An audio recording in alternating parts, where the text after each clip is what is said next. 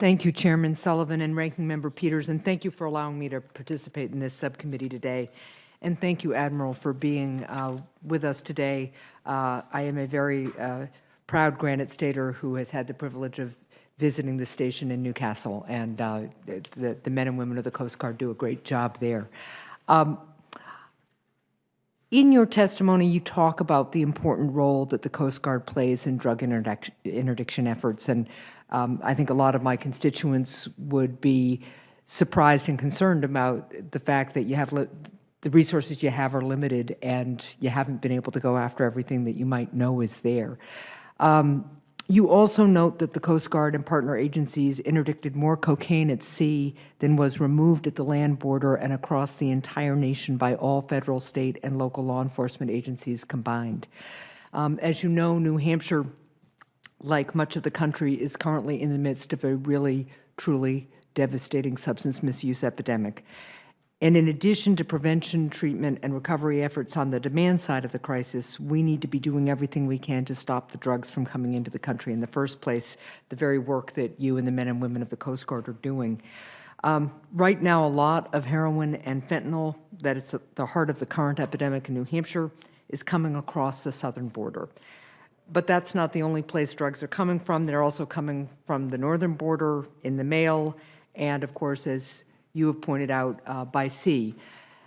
I expressed last week in a Homeland Security and Government Affairs Committee hearing that I'm concerned about the creative nature of these drug cartels. And I'm concerned that if you build a wall along the southern border while making major cuts to the Coast Guard, you're just incentivizing cartels to smuggle in more drugs in other ways, including across our maritime borders. So do you share my concern that drug cartels could expand their maritime operations if we're building a wall along the southern border at the same time we're slashing funds to the Coast Guard? I do share that concern. Okay, thank you.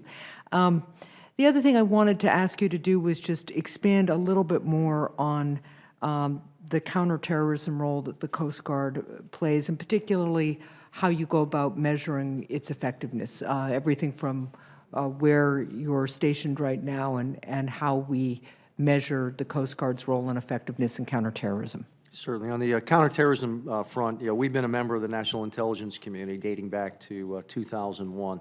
Okay. And so we are embedded at every three-level agency to look at, what threats may be posed against the U.S. In terms of modes of transportation, there's a large fixation on the aviation mode. Yep.